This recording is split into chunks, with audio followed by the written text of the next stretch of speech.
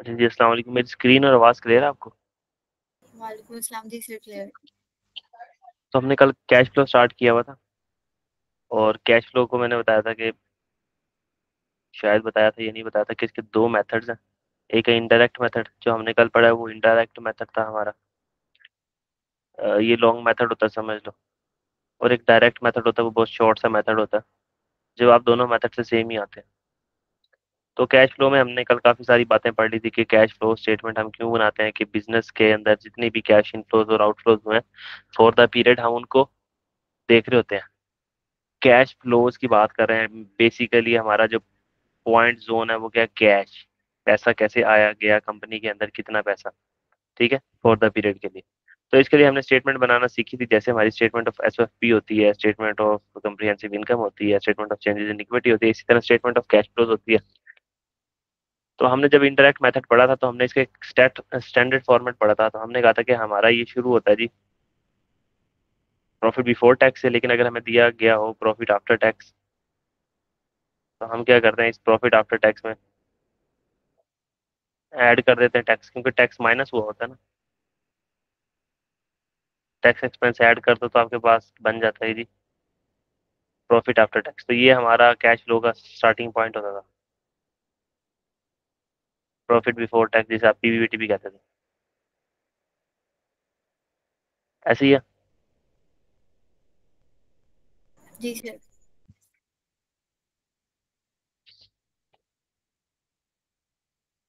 तो हम ये एक बार फॉर्मेट रिवाइज कर लेते हैं, फिर हम प्रॉपरली इसके सवालों की तरफ आते हैं और देखते हैं कि इसके सवालों में इतनी ज़्यादा क्या चीज़ें हैं।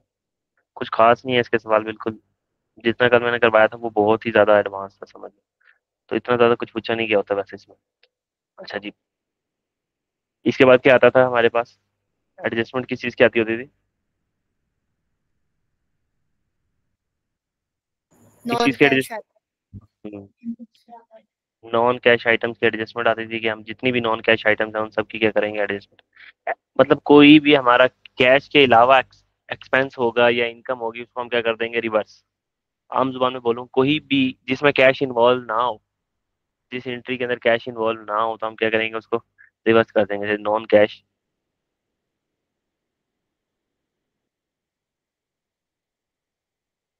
नॉन कैश आइटम्स की एडजस्टमेंट हम करते हैं। जैसे कि आपको याद होगा अच्छे तरीके से, आपने अनवाइंडिंग ऑफ डिस्काउंट पढ़ा है ना। जी सर। अनवाइंडिंग ऑफ डिस्काउंट में हम क्या करते थे कि हम हमने फॉर एग्जाम्पल कोई प्रेजेंट वैल्यू पे रिकॉर्ड किया एसिड, हम अपने पास एसिड को डेबिट कर देते। अगर हमने एसिड के पैसे देने फ्यूचर में, तो हम एसिड को डेबिट करते थे प्रेजेंट वैल्यू पे, और एक लायबिलिटी बुक कर लेते थे, पेबल बुक कर लो। ये एसिड हमने प्रेजेंट वैल्यू पे रिकॉर्ड कर लिया। जब हमने इसको प्रेजेंट वैल्यू पे रिकॉर्ड किया तो आहिस्ता आहिस्ता लायबिलिटी को किताबों में बढ़ाना है। तो हम क्या कर रहे हैं, पेबल क्रेडिट करके और इंटरेस्ट एक्सपेंस को डेबिट कर देते थे। ऐसे ही है। तो हम कहते थे कि आहिस्ता आहिस्ता लायबिलिटी किताबों में क्या बढ़ रही है, अनवाइंड हो रही है, बढ़ा रहे हैं हम, तो इसको कहते थे अनवाइंडिंग ऑफ लाइबिलिटी है, अनवाइंडिंग ऑफ इंटरेस्ट एक्सपेंस है। तब ये देखो कि ये वो इंटरेस्ट है जिसके बदले में कोई भी कैश पे नहीं हुआ। तो इस तरह का कोई भी एक्सपेंस हो, किसी भी इस तरह की कोई भी इनकम, डिस्पोजल से जो हमें इनकम आती थी, हम क्या कहते थे, डिस्पोजल डेबिट। जो हमें गेन होता था डिस्पोजल, और गेन क्रेडिट किस जगह, पीएनएल के अंदर। ये एंट्री होती थी गेन की। जी इसको सर। डिस्पोजल के टी अकाउंट से भी देख सकते थे हम, कि गेन हमारा आता था यहाँ पे, ये था डिस्पोजल का अकाउंट। तो डिस्पोजल का अकाउंट डेबिट और गेन हमारे क्या हो रहा था, क्रेडिट। तो ये हम कहते थे ये गेन, इसके बदले में कोई कैश वगैरह नहीं आया, ठीक है। तो इस तरह के गेन्स जिनमें, गेन्स या एक्सपेंसेस जिनमें कैश इन्वॉल्व ना हो, तो उनको हम क्या कर देते थे, नॉन कैश आइटम्स में एडजस्ट कर देते थे। डेप्रिसिएशन होगी हमारी मशहूर जमाना, ठीक है, gain on disposal, loss on disposal, interest की अनबाइंडिंग हो गई, ठीक है, इम्पेयरमेंट लॉस हो गया, रिवैल्यूएशन सरप्लस हो गया, रिवैल्यूएशन लॉस हो गया। ये सारी चीजें इसके अंदर आती थी। ये सब कुछ करने के बाद हम करते थे, क्या करते थे, क्या हेडिंग आती थी, working capital changes working capital item changes. Item. कि वर्किंग कैपिटल की जो आइटम्स हैं उनके, उनमें जो चेंज आ रहा है उसको देखते थे, वर्किंग कैपिटल आइटम चेंजेस, ठीक है, सिंपली। और इसमें हम कहते थे वर्किंग कैपिटल कहते हैं करंट एसेट्स और करंट लाइबिलिटीज को, तो हम यहाँ लिख लेते थे, याद दहानी करे कि करंट एसेट्स और करंट लाइबिलिटीज आएंगे भाई यहाँ पे। तो हमने कहा था कि अगर हमारे एसेट इंक्रीज हो तो एसेट का इंक्रीज होना क्या होता है, डेबिट। दूसरा इम्पैक्ट हमने किस पे डाल देना, कैश का क्रेडिट। तो यहाँ पे कैश नेगेटिव आ जाएगा। अगर हमारे एसेट डिक्रीज हो रहे थे, एसेट का डिक्रीज होना क्या होता था, क्रेडिट। तो कैश क्या हो जाता था, डेबिट। डेबिट। तो हम यहाँ इसको क्या कर देते, प्लस कर देते थे कैश। ये प्लस कर दिया हमने उसको। इसी तरीके से हमारी जो लाइबिलिटी थी, लाइबिलिटी जब इंक्रीज होती है तो वो क्या होती है, क्रेडिट। क्रेडिट। तो हमारे पास कैश क्या हो जाएगा, डेबिट। डेबिट। डेबिट। डेबिट हो रहा तो कैश ऐड हो रहा होगा, तो हमने यहाँ ऐड कर दिया। इसी तरीके से अगर हमारी लाइबिलिटी कम हो रही है तो लाइबिलिटी डेबिट होगी और कैश क्या हो जाएगा, क्रेडिट। क्रेडिट। तो हम कैश को क्या कर देंगे यहाँ, नेगेटिव। तो इसको मैंने सिंपल बताया था कि एसिड के बढ़ने को आप नेगेटिव शो करते हो, एसिड के कम होने को पॉजिटिव शो करते हो। लाइबिलिटी के बढ़ने को आप पॉजिटिव शो करते हो, लाइबिलिटी के कम होने को नेगेटिव शो करते हो। इस तरह भी याद कर सकते हो, लेकिन ज़्यादा आसान तरीका ये है क्योंकि पेपर में कम ज़्यादा ये बातें याद नहीं रहती, ऐसा कोई हिंट याद आ जाता है। तो प्रेफरेबल ये है, मेरी तरफ से रिकमेंडेशन भी यही है आपको कि आपने ऐसे ही याद करना है। ठीक है सर। अच्छा, इसके बाद ये तीन चीज़ें लेस होती थी, उसमें से एक ऑप्शनल थी हमारे पास, इसमें से हम लेस कर देते। Tax dividend. Paid, dividend paid, ये यहाँ भी आ सकता है और कहाँ आ सकता है डिविडेंड पेड, इन्वेस्टिंग एक्टिविटी। दोबारा सोच लो। फाइनेंसिंग एक्टिविटीज में आता है, फाइनेंस रेज करते हैं, पैसों का आना, शेयर होल्डर से पैसों का आना, तो हमारी फाइनेंसिंग एक्टिविटीज में पैसों का जाना शेयर होल्डर को डिविडेंड के तौर पे कहाँ पे आ सकता है, फाइनेंसिंग एक्टिविटीज में भी आ जी सर। सकता है। और बेहतर क्लासिफिकेशन इसकी फाइनेंसिंग एक्टिविटीज में ही है, ठीक है। यहाँ ठीक है। भी वैसे आ जाता है पुराने स्टैंडर्ड्स के साथ। तो ये इसका जो टोटल बनता था ऊपर सब कुछ प्लस माइनस करने के बाद, इसको मैं यहाँ से हटा देता हूँ। तो हमने ये तीन चीजें यहाँ से लेस कर दी, इसको हम यहाँ रख देते हैं।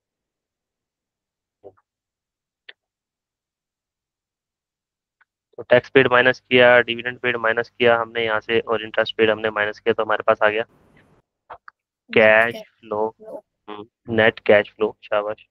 From operating expense. Operating activities, expense नहीं। O activities. अब वो सवालों में हमारी कभी कभार यहाँ ब्रेक लगवा दिया करेगा, कभी कभार ये सारा डाटा खुद ब खुद कैलकुलेट करके दे देगा, कहेगा नेट गलती। कैश फ्लो जो आपके ऑपरेटिंग एक्टिविटीज से हैं वो ये हैं। आप फाइनेंसिंग एक्टिविटीज और इन्वेस्टिंग एक्टिविटीज के निकालोगे और रिकंसिलेशन बना दोगे, बताओगे कि चेंज आ रहा है कि कम आ रहा है, ज्यादा हो रहा है। तो ऐसे ऐसे सवाल बनाएगा और उससे ज्यादा कुछ नहीं करेगा। फिर हमने यहाँ लिखा था cash flow from investing activities. तो ये सुनते जाओ गौर से बस। ठीक है सर।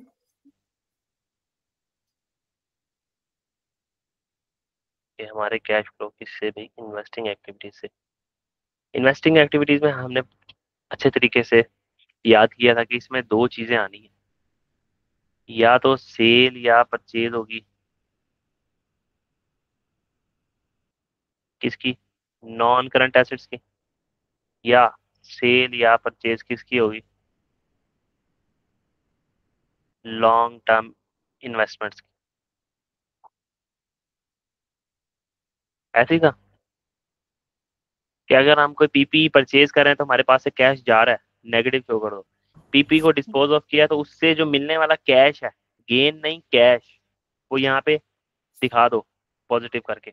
लॉन्ग टर्म इन्वेस्टमेंट आपने परचेज की है, तो उन लॉन्ग टर्म इन्वेस्टमेंट पे जब परचेज किया तो पैसे गए होंगे आपकी जेब से, तो कैश आउटफ्लो नेगेटिव दिखा दो। और लॉन्ग टर्म इन्वेस्टमेंट आपने सेल कर दी है तो आपको कोई पैसे मिले होंगे, गेन नहीं इन्वेस्टमेंट के ऊपर, कैश, कैश डिस्पोजल के अकाउंट से निकल के जो आता था वो यहाँ पे cash received on disposal of long term investment दिखा दो, ठीक है। फिर आपने कोई लॉन्ग टर्म इन्वेस्टमेंट बैंक से परचेज की हुई है तो बैंक आपको सूद देगा, तो कोई इंटरेस्ट इनकम आ रही है आपको, किस चीज के ऊपर आ रही है, लॉन्ग टर्म इन्वेस्टमेंट्स के ऊपर, वो यहाँ दिखा दो।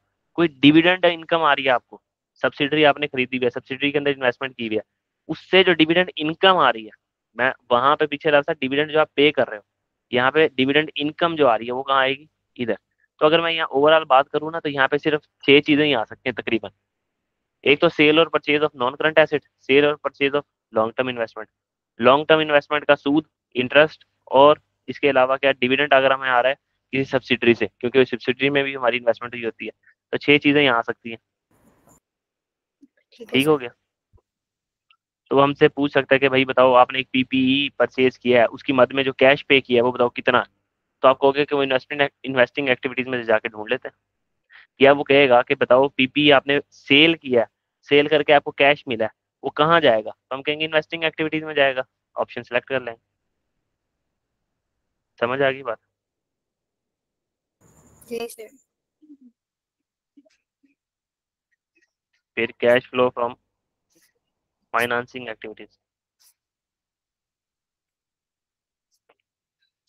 फाइनेंसिंग एक्टिविटी से जो हमें कैश फ्लो आया, कैश फ्लो में कैश इनफ्लो भी कैश आउटफ्लो भी। ठीक है। जो शेयर कैपिटल की मद में हमें पैसा मिला, इक्विटी हमने फाइनेंस किया, या शेयर प्रीमियम की मद में हमें पैसा मिला, पैसा मिला तो यहाँ पे पॉजिटिव। ठीक है।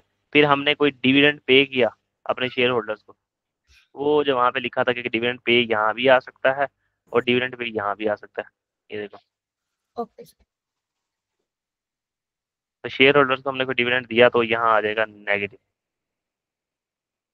फिर कोई हमने लोन ले लिया, बैंक से लिया तो यहाँ आया, लोन रीपे किया, वो यहाँ आया। अब ये लोन अब इतना आसान तो है नहीं करता ना हमारे लिए, इतनी आसानियां कर दे के कहे कि लोन लिया, शेयर कैपिटल इशू किया। वो ऑब्वियस सी बात है, आसान चीजों को घुमाने की कोशिश करता है। वो आपको पता क्या कहेगा कि लोन नोट्स है ना जो आपके, वो रिडीम किए हैं कंपनी ने, रिडीम। ये जब लोन नोट्स आपकी इक्विटी या आपकी लाइबिलिटीज में नजर आ रहे थे, इसका मतलब है कंपनी ने ना फाइनेंस रेज किया था इक्विटी के थ्रू, इसके डेट के थ्रू, मतलब उन्होंने उधार पे पैसा लिया था। लोन नोट जैसे हमारे वो शेयर इशू होते हैं ना, इसी तरीके से डिबेंचर्स लोन नोट्स इशू होते हैं। इस पे हम जो हमारे शेयर होल्डर्स, तो हो सकता है वो हमारे शेयर होल्डर्स भी हों, तो हम उनको क्या दे रहे होते हैं, इंटरेस्ट। तो कंपनी उनको रिडीम कर रही है। रिडीम करने का मतलब जो जिनसे पैसे लिए थे ना, लोन नोट्स उनको दिए थे और उनसे पैसे लिए थे, फिर हम उनको सूद देते रहते थे, अब उनको उनका ओरिजिनल प्रिंसिपल अमाउंट भी वापस कर रहे हैं या उनका इंटरेस्ट वापस कर रहे हैं। तो इस तरीके की बातें लिखेगा वो। समझ आ रही है? जी। तो यहाँ पे हमने इसको भी लिख लिया। फिर हमने कहा कि इसके बाद हमने a plus b plus c करना था। कि ए क्या है, cash, net cash flow from operating activities. B क्या है, net cash flow from investing activities. C क्या है, net cash flow from financing activities. हमने a plus b plus c किया। हमने कहा ये जो अमाउंट आई है इसके अंदर हम ऐड कर देंगे opening cash and cash equivalent.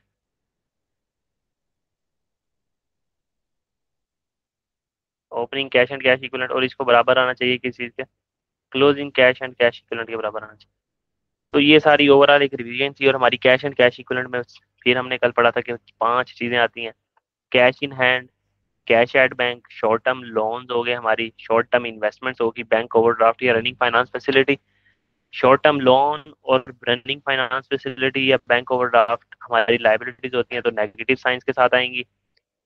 Cash in hand, cash at bank और शॉर्ट टर्म इन्वेस्टमेंट्स हमारी पॉजिटिव पॉजिटिव शो होंगी। ठीक है।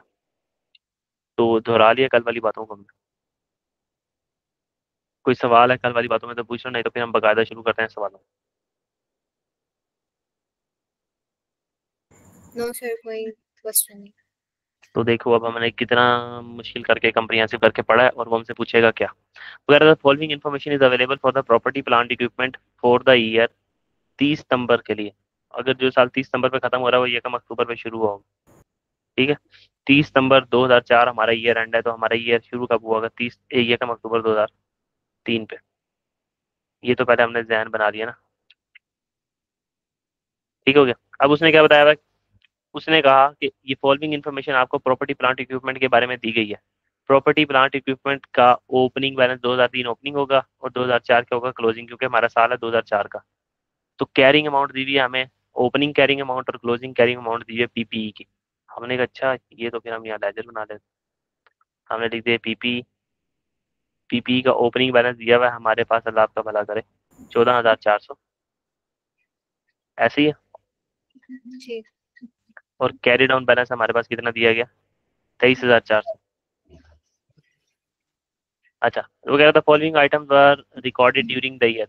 ये तमाम आइटम रिकॉर्ड हुई हैं कि 30 नवंबर 2000 साल के लिए पीपीई के अंदर। कौन सी? डेप्रिसिएशन 2.5 मिलियन की। तो हमारे डेप्रिसिएशन हमने रिकॉर्ड कर दी, डेप्रिसिएशन एक्सपेंस। तो मैं थाउजेंड में लेके जा रहा हूँ, 2.5 को मल्टीप्लाई करो 1000 से तो क्या बनता है? सर एक मिनट, मैं कैलकुलेटर लेकर आई।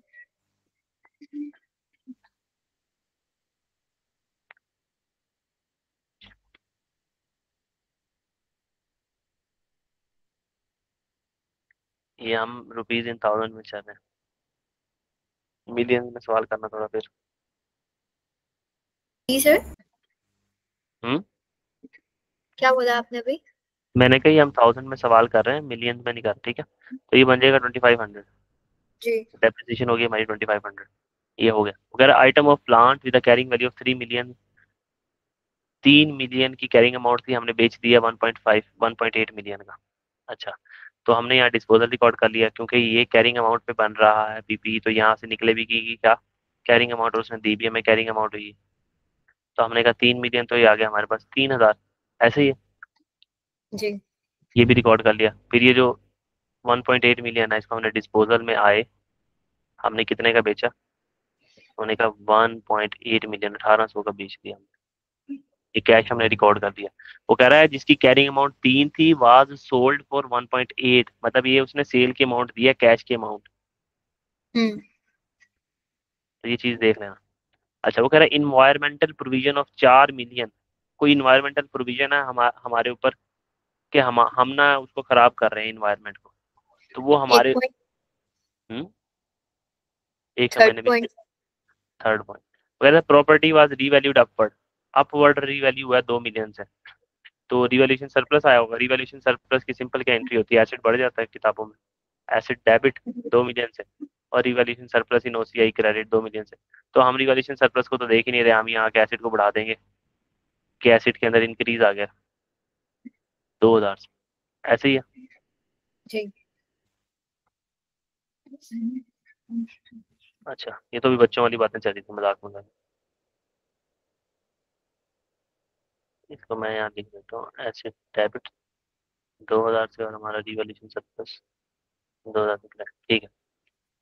उसके बाद कह रहा है इन्वायरमेंटल प्रोविजन है 4 मिलियन के relating to the property plant equipment were capitalise during the year. हमने उसको कैपिटलाइज किया, मतलब कि हमने कोई 4 साल बाद, सॉरी 4 साल बाद कह रहा हूँ, हमने कोई इन्वायरमेंटल प्रोविजन देनी थी। प्रोविजन का मतलब कोई हमने लाइबिलिटी पे करनी है फ्यूचर के अंदर, इस प्लांट की वजह से कोई नुकसान हो रहा होगा इन्वायरमेंट को। तो उन्होंने कहा कि भाई जब आप इस प्लांट को रिमूव करोगे ना तो आपको ये पैसे पे करने पड़ेंगे, तो हम उसको प्रेजेंट वैल्यू पे हमने रिकॉर्ड किया होगा। तो सिंपल सी बात है कि कोई हमने जैसे डिसमेंटलिंग की कॉस्ट है उसको प्रेजेंट वैल्यू पे रिकॉर्ड करते हैं और एसिड की कॉस्ट में ऐड कर देते हैं। यहाँ उसने चीख चीख के बोला हुआ कि एक इन्वायरमेंटल प्रोविजन है 4 मिलियन की, जो आपने कैपिटलाइज की है ड्यूरिंग द ईयर। तो कैपिटलाइज करने का मतलब एसिड की कॉस्ट में आपने ऐड कर दिया, तो सिंपल ऐड कर दो उसको कि भाई ये प्रोविजन की जो प्रेजेंट वैल्यू है 4000, थाउजेंड में चल रहा हूँ, ये ऐड कर दिया। जो जो बातें उसने की हमने सब कुछ कर दिया। ये पहले से ही एडेड, मतलब पहले से ही ऐड नहीं है। तो इस तरीके से तो फिर आप कहते हैं कि डेप्रिसिएशन पहले से ही माइनस हुई हुई है कैरिंग अमाउंट में से, और डिस्पोजल भी रिकॉर्ड हुआ हुआ है पहले से। तो ये ओपनिंग क्लोजिंग दे के उसने सब कुछ किस लिए किया है, ये किस लिए दिया है इतना सब कुछ, ताकि हम इसमें से बैलेंसिंग फिगर निकाल सकें। अब हम देखते हैं कि हमारा टी अकाउंट टैली होता है। सबसे पहले तो हम ये देखते हैं कि वो हमसे मांग क्या रहा है। What amount would be shown in the price statement of cash flow.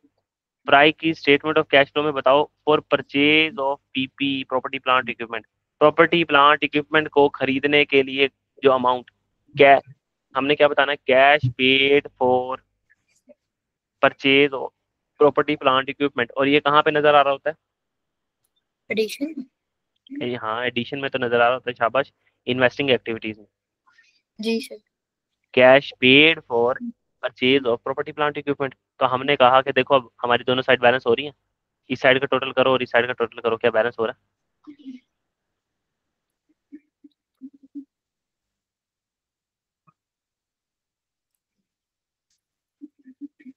मैं ही कर लूँ।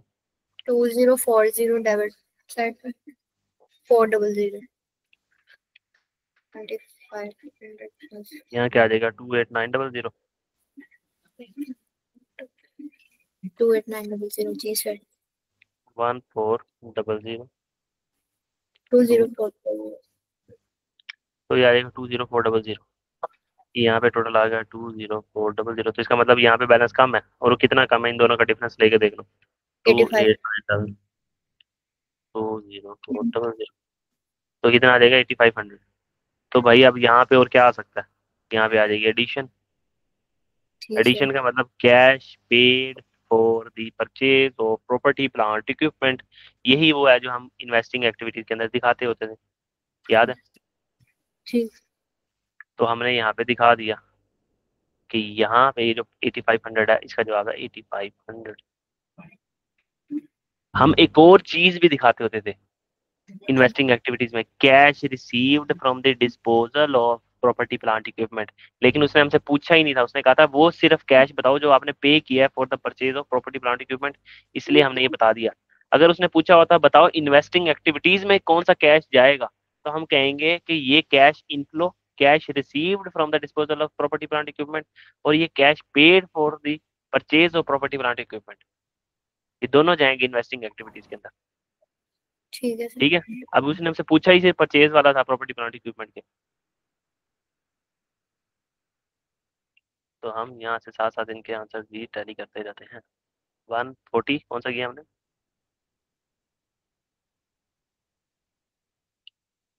हाँ जी, तो ये आ गया 8500, ठीक हो गया। तो हमारा एक जवाब है ठीक, बिल्कुल दुरुस्त। अच्छा जी, आ गया। वो कह रहा हूँ यकम अक्टूबर 2004, यकम अक्टूबर 2004 के ऊपर BK had accrued interest payable of 12000। Accrued interest payable, interest payable है बीके का, यकम अक्टूबर 2004 पे इंटरेस्ट पेबल आ रहा है 12000। हम पहले ईयर एंड देखते हैं, हमारी ईयर एंड है 30 सितंबर 2005। तो मतलब हमारा साल शुरू होगा यकम अक्टूबर 2004 को और एंड हो रहा है 30 सितंबर 2005 को। एग्री? जी सर ठीक है, तो मतलब ये क्या दिया हुआ है, opening payable, opening interest payable, ऐसे ही। अगर मैं ठीक इंटरेस्ट पेबल का यूं करके लेजर बनाऊं, कल हमने ऐसे इतने लेजर बनाए थे, तो आज वो केले केले हैं, तो डरने की क्या बात है। तो इस इंटरेस्ट पेबल के लेजर में से हमने सिंपल एक ही चीज निकालनी होती है, और वो होता है कैश हमने कितना पे किया इंटरेस्ट का। तो वो पहले इसकी स्टेटमेंट पढ़ते हैं, how much interest paid paid paid should be shown in the statement of cash flow for the year ended 30 सितंबर। कितना आपने इंटरेस्ट पे किया है वो दिखाना है, इंटरेस्ट पेड की फिगर। हमने कहा ये इंटरेस्ट पेबल जो है ये एक एक्सपेंस है, तो यहाँ पे आ जाएगा ओपनिंग पेबल, याद होगा। यहाँ पे आ ठीक जाएगा क्लोजिंग पेबल। ठीक है, एक्सपेंस के लेजर में एक्सपेंस का आता है एक्सपेंस डेबिट, तो एक्सपेंस यहाँ आएगा, मतलब ये वो एक्सपेंस है जो पीएनएल में गया होगा, और यहाँ पे आएगी कैश की फिगर। ये वो कैश है जो हमने पे किया है, ये भाई वो कैश है जो हमने निकालना है, बस, जो हमारी कैश फ्लो के अंदर जाता है। कल ठीक भी है हमने ऐसे ही किया था ना। जी तो हमारे इंटरेस्ट पेबल का ओपनिंग बैलेंस कितना आ रहा है जी, 12000। फिर वो कह रहा है ड्यूरिंग द ईयर एंडेड 30 सितंबर 2005, आपके साल में बीके ने चार्ज किया finance cost of 41,000 to its statement of profit and loss. वो प्रॉफिट एंड लॉस के अंदर 41,000 रुपया लेके गया है, हमने लिख दिया 41,000 प्रॉफिट एंड लॉस में लेके गया, ठीक हो गया। लेकिन इस 41,000 के अंदर इंक्लूडिंग, इस 41,000 के अंदर पड़ा है including unwinding of discount related to the provision. एक हमारी प्रोविजन थी, उसका डिस्काउंट अनबाउंड किया है हमने, अनवाइंड किया है, मतलब कि 1,50,000 की प्रोविजन थी, तो हमने इसका डिस्काउंट अनवाइंड ऐसे किया होगा ना कि 1,50,000 के ऊपर हमने लगाया होगा इंटरेस्ट का रेट कितना बनता है, ये पड़ा हमारा इंटरेस्ट का रेट 6%, हमने इसके ऊपर लगाया ये 6%, बना 9,000। तो हमने एंट्री की होगी इंटरेस्ट एक्सपेंस डेबिट। और अभी जो हम पढ़ के आए थे कि पेएबल लाइबिलिटी को बढ़ा दो किताबों में, तो हमने इसकी एंट्री की ये 9,000। समझ आई? ठीक है इस 41,000 के अंदर एक अनवाइंडिंग ऑफ डिस्काउंट पड़ा है, वो कितने का पड़ा है? 9,000 रुपए का। अनवाइंडिंग ऑफ डिस्काउंट के लिए तो हम कोई कैश पे करते ही नहीं है, तो क्या हमें इसको यहाँ से निकाल नहीं देना चाहिए? हम्म। हम कहेंगे कि तो हमने जो कैश इंटरेस्ट की मद में जो कैश पे किया वो 9,000, टोटल तो हम पीएनएल में लेके गए 41,000, ठीक है। इसमें से 9,000 तो कैश है ही नहीं, ऐसे ही है ना, तो हम इसको यहाँ आएंगे, हम कहेंगे अनवाइंडिंग है ना, उसको तो यहाँ से निकालो पहले। निकालना तो इस साइड पे लिखना पड़ेगा ना, ये तो कैश में है ही नहीं, इसको हमने यहाँ से निकाल दिया। फिर the closing balance of the accrued, जो हमारे पास इंटरेस्ट पेबल का क्लोजिंग बैलेंस दिया गया 15,000, तो हमने आया यहाँ लिखा क्लोजिंग बैलेंस 15,000। बैलेंसिंग फिगर ये आ जाएगी कितना हमने कैश पे किया, ठीक है। तो निकालो कितना आएगा।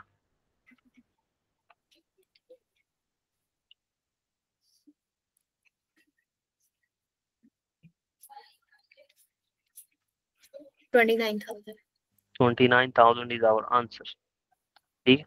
ये देखो 29,000, टैली कर लेते हैं। 29,000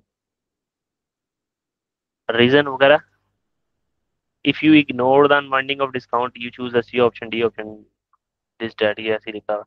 वो यहाँ पे उसने लिखा हुआ है अनवाइंडिंग किस लिए लेस किया, this is not a cash, cash expense नहीं है हमारा ये। ये अगर आएगा तो ये नॉन कैश आइटम्स में आएगा। जी, अनवाइंडिंग ऑफ डिस्काउंट यहाँ से हमने उड़ा दिया। लेकिन statement of hmm, cash flow में नॉन कैश में आएगा। जी, नॉन कैश में हम इसको क्या कर देंगे, ऐड बैक कर देंगे जब, ठीक है। क्योंकि ये एक नॉन कैश एक्सपेंस है ना।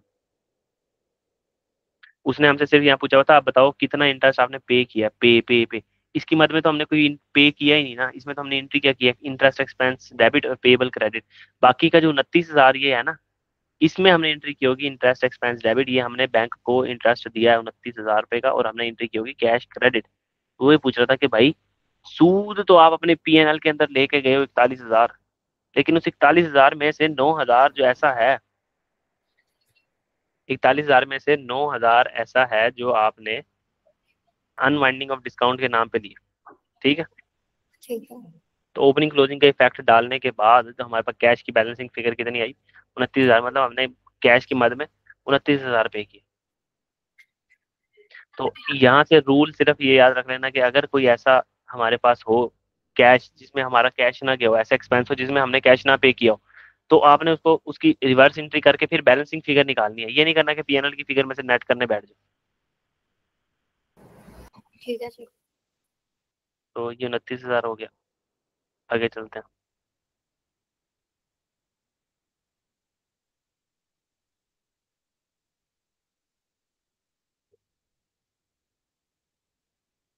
तो ये रेस करना सपोज आप है। चलो अगला सवाल पढ़ो, कह रहा था the following balances were extracted from the end statement of financial position. 31 दिसंबर की फाइनेंशियल पोजीशन से हमने ये फॉलोइंग बैलेंस एक्सट्रैक्ट किए हैं क्या? एक डेफर्ड टैक्सेशन है, टैक्स के नाम से डरना जाना कि टैक्स पड़ा हुआ नहीं है और पता नहीं क्या आ गया हमारे पास, ठीक है। टैक्स देना है मुझे बस, हमारा टैक्स एक्सपेंस। वो कह रहे हैं, देखो चाहे डेफर्ड टैक्स हो चाहे करंट टैक्स हो, ये समझ लो टैक्स है दोनों, ये दोनों टैक्स देने होते हैं हमने। ये इन दोनों को भूल जाओ कि ये दोनों लिखे हुए हैं, यहाँ लिखा हुआ टैक्स, ये टोटल। ओपनिंग टैक्स आपके पास 2008 हमारा ओपनिंग होगा, 2009 हमारा क्या होगा, क्लोजिंग। ओपनिंग टैक्स पेबल ये है और क्लोजिंग टैक्स पेबल ये है, और income tax expense for the year ये है, और हम tax paid for the year निकाल देंगे। अरे आपने एकदम क्या कर दिया, मैंने ये कर दिया, नहीं आई समझ ना। मेरी आवाज आ रही है?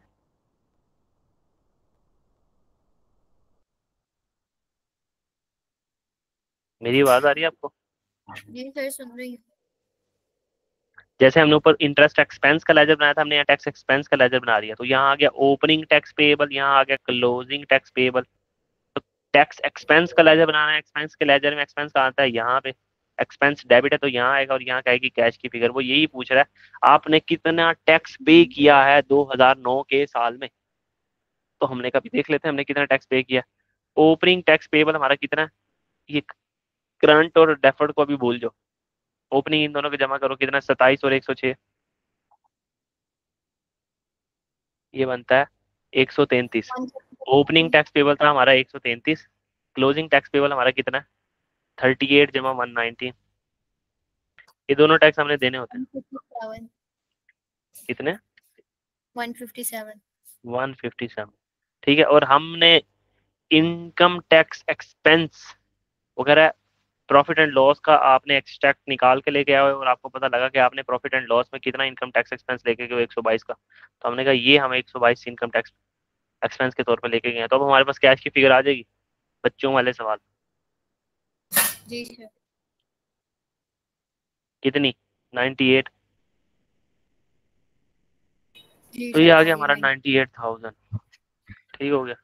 तो ये इसका लेजर भी बना हुआ है, ओपनिंग, ये आ गया क्लोजिंग, ये 122 और ये। ठीक है। तो ये बहुत आसान आसान से सवाल है, इनके पल्ले कुछ भी नहीं है। कल हमने कल वाला सवाल जो कर लिया ना, अच्छा भला, ऐसे एक और दो तगड़े सवाल देख लेंगे, कैश फ्लो हमारा इंशाल्लाह कहीं जाएगा। अभी भी इस जितना हमने पढ़ लिया इसकी बेस पे आपकी पूरी कपलान की किट होगी है। कोई ऐसा सवाल नहीं जो नहीं हो सकता। जी सर। अच्छा, विच आइटम शुड, अब वो कह रहा है which item should not be included, जो इंक्लूड नहीं होगी in statement of cash flow using indirect method. हमने इनडायरेक्ट मेथड पढ़ लिया, तो इनडायरेक्ट मेथड के तहत नीचे दी गई कौन सी चीजें हैं जो इनडायरेक्ट मेथड में नहीं आती। हम उल्टा पढ़ना शुरू करते हैं। हमने कहा cash paid to redeem loan notes. Loan notes हमारी लाइबिलिटी होते हैं और हमने उनके उनको रिडीम कर दिया, उनके पैसे वापस कर दिए, तो हमने फर्स्ट है मतलब ना, लोन। हम्म। ऑप्शन है आंसर। हाँ, आंसर इसका ऑप्शन यही है, इसलिए तो मैं नीचे आया हूँ, क्योंकि ये हमने इनडायरेक्ट मेथड में पढ़ा नहीं है। कैश पेड टू एम्प्लॉयज ऐसा कुछ भी नहीं पढ़ा। कैश ये पेड एक्सपेंस फॉर द, हाँ ये मुझे बताओ ये कहाँ आता है, मुझे सिर्फ इतना बताओ। कैश क्या? पेड टू परचेज मशीनरी, ये कहाँ आता है? Investing activities. ठीक है, शाबाश। Cash paid to share holder as a dividend कहाँ आता है? ये भी फाइनेंसिंग एक्टिविटीज। शाबाश। ये कहाँ आता है? नोट्स भी फाइनेंशियल एक्टिविटीज में। ठीक है।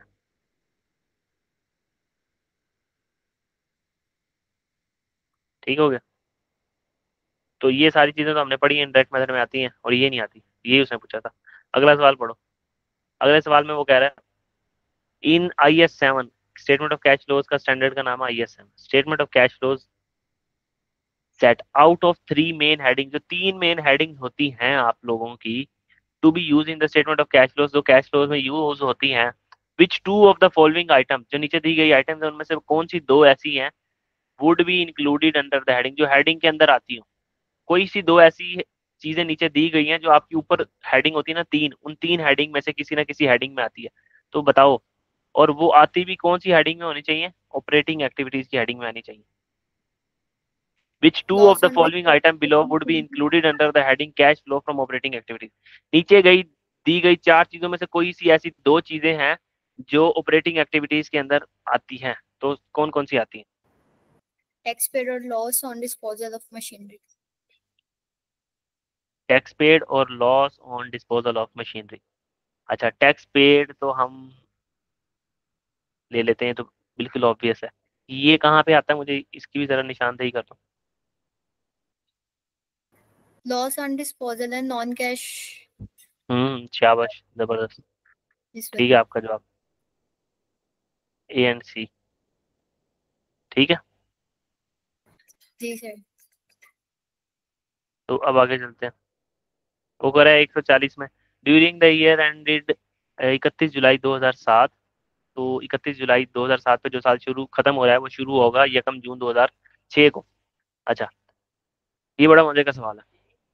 31 जुलाई 2007, एक स्मार्ट पैंट्स मेड, उसने प्रॉफिट कमाया कितना? 37,500।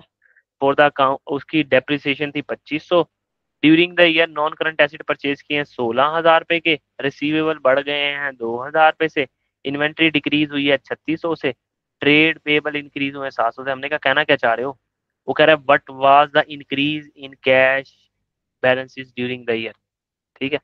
अब ना ये बहुत आसान सी बात उसने पूछी है, उसने पता क्या कहा, कैश और कैश इक्विवेलेंट के अंदर क्या इंक्रीज आया है, क्या इंक्रीज आया है। तो कुछ भी नहीं करना। देखो, हमारा स्टार्टिंग पॉइंट क्या है? PBT ऐसे ही है, प्रॉफिट बिफोर जी टैक्स 37,500, ये हमने पकड़ा 37,500। उसके बाद हम उसमें क्या करते हैं, नॉन कैश आइटम को एडजस्ट करते हैं। डेप्रिसिएशन दी हुई है, डेप्रिसिएशन माइनस हुई होती है, तो डेप्रिसिएशन को क्या कर देंगे, ऐड ऐड बैक। कितनी, 2500 डेप्रिसिएशन ऐड कर दी। फिर उसके बाद आता है वर्किंग कैपिटल आइटम चेंजेस, ये भी हो गया, ये भी हो गया। वर्किंग कैपिटल आइटम चेंजेस में उसने कहा कि आपके जो, अभी इसको यहाँ स्टार कर लो, कि रिसीवेबल इंक्रीज हुए हैं 2000 से। रिसीवेबल एसिड होते हैं, एसिड का इंक्रीज होना डेबिट, कैश क्या हो कैश जाएगा, क्रेडिट। तो 2000 36, माइनस। हाँ 2000 हो जाएगा माइनस। इसके बाद में लिख देंगे रिसीवेबल 2000 माइनस। फिर जो एक इन्वेंट इन्वेंट्री है वो डिक्रीज हुई है, इन्वेंट्री का डिक्रीज होना, इन्वेंट्री एसिड है, डिक्रीज होना क्रेडिट, तो कैश क्या हो जाएगा, डेबिट। डेबिट तो ऐड इन्वेंट्री हो को जाएगा। क्या कर देंगे, ऐड कर देंगे, कितनी से, 3600 से इन्वेंट्री ऐड होगी। फिर ट्रेड पेएबल लाइबिलिटी होती है, लाइबिलिटी इंक्रीज हो रही है, लाइबिलिटी का इंक्रीज होना क्रेडिट, तो कैश क्या हो जाएगा, डेबिट तो यहाँ लिख देंगे ट्रेड पेएबल, तो ऐड कर 100। देंगे हम 700। जी ये कर देने के बाद हम आए और हमने आके एक चीज ऊपर छोड़ दी थी, बस उसको देखना, वो थी 16,000। तो वो कह रहा है during the year non current asset एक परचेज हुआ है, तो एसेट का परचेज होना कहाँ आता है, परचेज इन्वेस्टिंग एक्टिविटी। हाँ इन्वेस्टिंग एक्टिविटी में परचेज हो रहा है, तो 16,000 पॉजिटिव आएगा कि नेगेटिव आएगा, माइनस होगा ना क्योंकि कैश हाँ आउटफ्लो। कैश आउटफ्लो है। तो हमने कहा ये हमने जो परचेज किया है 16,000 के, ये नेगेटिव यहाँ शो कर देंगे, ठीक है। तो नेट में अब देख लो हमारा कैश एंड कैश इक्विवेलेंट में इंक्रीज कितने का आया, देखो ये ट्वेंटी सबको, थाउजेंड थ्री हंड्रेड ये सब कुछ करने के बाद 20,300 है। 26,300 अच्छा डेल्टा ऑप्शन। ठीक है, 26,300, 140 डेल्टा ऑप्शन, ठीक है। तो ये इसमें फॉर्मूला भी बनाया हुआ है। प्रॉफिट से शुरू किया, डेप्रिसिएशन आते आते आते कैश जनरेटेड फ्रॉम ऑपरेशन, यहाँ पे ब्रेक लग गई।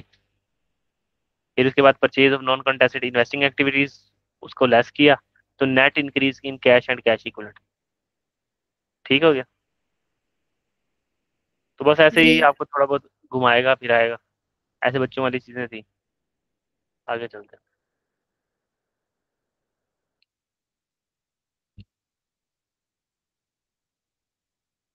अगला सवाल पढ़ो, जल्दी जल्दी, अभी हमने और भी सवाल करना है, क्या प्लान के हमने सवाल खत्म करने हैं। वो कह रहा है सर आइडेंटिफाई द आप करेक्ट, बहुत जी श्योर हो रहा है। आप ही पढ़ लें। चलो मैं पढ़ता हूँ। वो कह रहा है identify the correct treatment in the calculation of net cash flow from operating activities using under indirect method. Correct treatment बताओ क्या होगी, किस किसकी करेक्ट ट्रीटमेंट ऑपरेटिंग एक्टिविटीज के अंदर कैश फ्लो कैलकुलेट करते हैं, पर मेथड कौन सा, इनडायरेक्ट मेथड। यानी वो पूछ रहा है ऑपरेटिंग एक्टिविटीज के अंदर जो भी चीजें आती हैं उनकी करेक्ट ट्रीटमेंट क्या होगी। तो हमने ये चीजें दी गई हैं। वो कह रहा है decrease in trade receivable, trade receivable हमारे एसिड होते हैं, एसिड जब भी डिक्रीज होंगे, ठीक है, एसिड जब कैश भी डेबिट डिक्रीज होंगे तो एसिड क्रेडिट, कैश क्या हो जाएगा, डेबिट। कैश डेबिट हो रहा है, डेबिट होने का मतलब कैश पॉजिटिव ऐड हो रहा है, तो उसको हम क्या कर देंगे, प्रॉफिट बिफोर टैक्स में ऐड। ये हमने टिक लगा दिया। Increase in in inventory, increase in inventory का मतलब एसिड बढ़ रहा है, तो एसिड डेबिट, कैश क्रेडिट हो रहा है, तो प्रॉफिट बिफोर टैक्स में से क्या हो जाएगा, माइनस, उसको डिडक्ट कर देंगे प्रॉफिट बिफोर टैक्स में से। फिर profit on sale of non current acid, non current acid के ऊपर जो सेल किया उसके ऊपर प्रॉफिट आया, प्रॉफिट। तो प्रॉफिट हमारा क्या होता है, नॉन कैश आइटम होती है, नॉन कैश आइटम को हम जाके प्रॉफिट इनकम में ऐड हुआ होता है, और उसको हम क्या कर देंगे, माइनस, डिडक्ट कर देंगे यहाँ से, प्रॉफिट बिफोर टैक्स से। समझ आई। जी सर। डेप्रिसिएशन माइनस हुई होती है, उसको हम ऐड कर देंगे, मशहूर जमाना हमारी।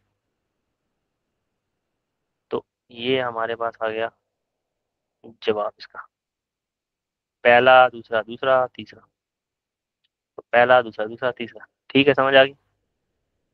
जी सर। चलो, कैसा फिर, कितने टफ सवाल है कितने में नहीं।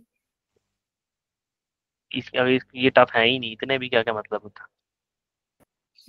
ये तो, जो एक वो आए हैं। ये टफ नहीं है, बिल्कुल भी नहीं है। आगे चलो, ये ही माइंड सोच के अपना पढ़ना। Butcher limited had the following balance in the statement of financial position. Butcher limited की फाइनेंशियल स्टेटमेंट हमारे पास दी हुई है, किस डेट की दी हुई है? 30 जून 2000 की। 30 जून 2000 की और 2001 की। तो 2000 क्या होगा हमारा ओपनिंग बैलेंस, और 2001 क्या होगा क्लोजिंग। ठीक है, क्योंकि हमारा ईयर एंड हो रहा है 30 जून 2001 पे, तो वो शुरू कब हुआ होगा? यकम जुलाई 2000 पे, यकम जुलाई 2000 से लेके 30 जून 2001, जिसको 20x0 लिखा हुआ उसने। तो ये ओपनिंग बैलेंसेस है, ये है क्लोजिंग बैलेंसेस। सबसे पहले हम देखते हैं ओपनिंग में इनका शेयर कैपिटल था 1,50,000, और क्लोजिंग में इनका शेयर कैपिटल था 1,70,000, मतलब 20,000 से शेयर कैपिटल बढ़ गया। वैसे ही पढ़ रहा हूँ मैं डाटा को। फिर शेयर प्रीमियम था 95,000, और ईयर एंड तक शेयर प्रीमियम बढ़ गया 1,05,000 तक चला गया। तो इसका मतलब 10,000 से शेयर प्रीमियम भी बढ़ गया इनका। फिर 10% डिबेंचर उन्होंने इशू किए हैं, डिबेंचर्स। ठीक है, तो 1,90,000 के डिबेंचर्स इशू किए हुए थे, अब 1,70,000 रुपए के डिबेंचर्स हैं सिर्फ नजर आ रहे हैं लाइबिलिटी के तौर पे। तो इसका मतलब उन्होंने 20,000 रुपए की लाइबिलिटी पे ऑफ कर दी है। ऐसे ही है। जी सर। ये देख के मुझे अभी तक यही समझ आया। अब उससे पूछते हैं कि वो क्या कह रहा है। वो कह रहा है how much will appear in the statement of cash flow for the year ended 31 30 जून 2001। कहाँ पे? Under the heading of cash flow from financing activities. हमने कहा था फाइनेंसिंग एक्टिविटीज में अगर कोई शेयर कैपिटल या शेयर प्रीमियम में जो इंक्रीज आया वो भी दिखाते हैं, कि शेयर होल्डर से आपने पैसा लिया, ये शेयर होल्डर को पैसा दिया, लोन नोट्स डिबेंचर्स की मद में कोई पैसा और लिया या उनको वापस किया, उस ये सारी चीजें दिखाते हैं। ऐसे ही है। जी सर। तो डिवेंचर में इंक्रीज आया 20,000 का, वो दिखा दिया। 10,000 का इंक्रीज आया शेयर प्रीमियम, सॉरी कैपिटल में इंक्रीज आया 20,000 का, दिखा दिया। शेयर प्रीमियम में इंक्रीज आया 10,000 का, दिखा दिया। और 10,000 की डिवेंचर एक लाइबिलिटी हमारी पे ऑफ हुई है, वो हमने दिखा दी। तो नेट में कितने का इंक्रीज डिक्रीज आया? 10,000 रुपए का इंक्रीज आया पॉजिटिव। ठीक है, तो हमने कहा कि कितने आएंगे जी उसके अंदर? 10,000 रुपया, 142। ओके, जी सर। तो अगले सवाल की तरफ आते हैं।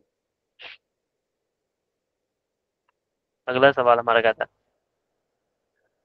ऑन 1 जनवरी 2000 कैसे लिमिटेड के पास एक प्रॉपर्टी प्लांट इक्विपमेंट था विद कैरिंग अमाउंट ऑफ 1,80,000, और हमारा साल है जो 31 दिसंबर 2000 का। तो भाई ये हमें प्रॉपर्टी प्लांट इक्विपमेंट का क्या दिया हुआ है उसने? Opening balance. उसकी ओपनिंग कैरिंग अमाउंट दी हुई है 1,80,000। तो हम यहाँ आए और हमने लिखा 1,80,000 इसकी ओपनिंग कैरिंग अमाउंट है। इन द ईयर एंडेड 31 दिसंबर 2000 के साल में कैसे ने डिस्पोज ऑफ किया एक एसेट जिसकी कैरिंग अमाउंट है 60,000। 60,000 अमाउंट कैरिंग अमाउंट वाला एसेट उसने डिस्पोज किया। तो कैरिंग अमाउंट पे हमारा पीपी बन रहा है, तो यहाँ से निकलनी भी चाहिए कैरिंग अमाउंट। तो उसकी कैरिंग अमाउंट 60,000 हमने यहाँ से निकाल दी। करो ये जरा सवाल करो, मैं नहीं करवा रहा, सवाल करो। Okay sir. बच्चों वाला है फिर। करो, 2 मिनट आपको, जल्दी से करो।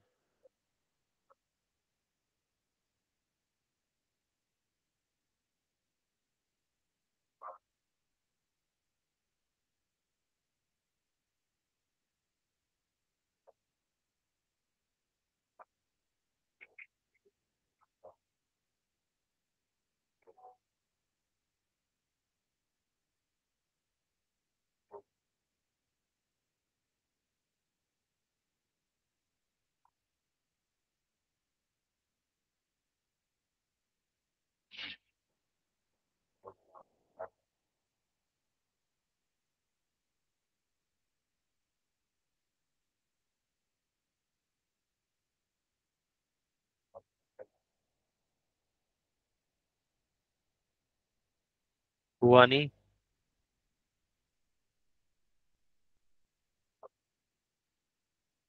सर कर रही हूँ थोड़ा सा।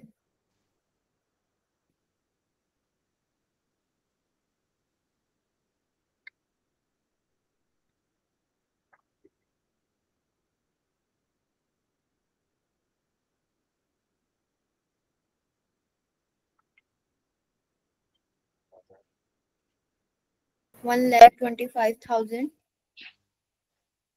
हम्म, आउट से। बी ऑप्शन देखते हैं। इनफ्लो नहीं होना चाहिए।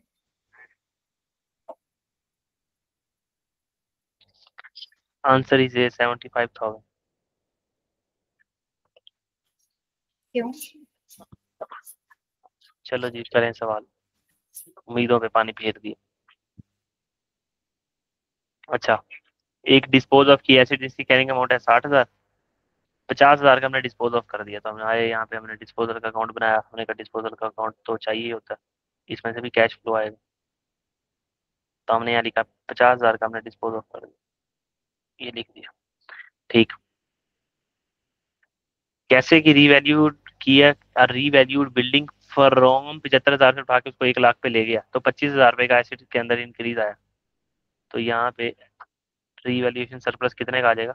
25,000। ठीक है। And charge depreciation, depreciation charge की है 20,000 की, तो कितने, कहाँ गलती की आपने? अब तक तो ठीक है। 20,000 की डेप्रिसिएशन चार्ज की, और उसकी कैरिंग अमाउंट दी हुई है 2,50,000। तो यहाँ पे कितना आ रहा है एडिशन? यहाँ पे एडिशन आ रहा है 125,000। 125,000 का एडिशन आ रहा है। ठीक है, ये डिस्पोजल की कैरिंग अमाउंट यहाँ से निकली और यहाँ पे भी आई कैरिंग, जो डिस्पोज हुआ। मैंने यही आंसर बता रहा। एक्यूमुलेटेड डेप्रिसिएशन तो होती ही नहीं क्योंकि बुक वैल्यू पे बन रहा है, तो इसलिए काट देते हैं इसको। तो ये वैसे हमें करने की जरूरत नहीं है, तो आ गया कैश। हम कौन सा गेन निकाल रहे हैं? तो ये है cash received from the disposal of PP, और ये cash paid 1,25,000 for the purchase of PP, minus में 1,25,000 गया और हमें 50,000 पॉजिटिव मिला। तो उस 75,000 का नेट में पैसे गए हमारी जेब से, क्योंकि उसने पूछा था how much will be reported in the statement of cash flow for the year ended 31 December 2000 under the heading of cash flow from investing activities. Investing activities के अंदर क्या क्या आएगा? तो मैंने कहा था ऊपर, सबसे पहला सवाल करवाते हुए कहा था कि अगर उसने लिखा होता कि इन्वेस्टिंग एक्टिविटीज के अंदर क्या आएगा, तो यहाँ से cash paid for the purchase of PP और cash received from the disposal of PP, ये दोनों आएंगे। ऊपर उसने पूछा ही सिर्फ ये हुआ था, ऊपर जाके और सवाल दिखाता हूँ।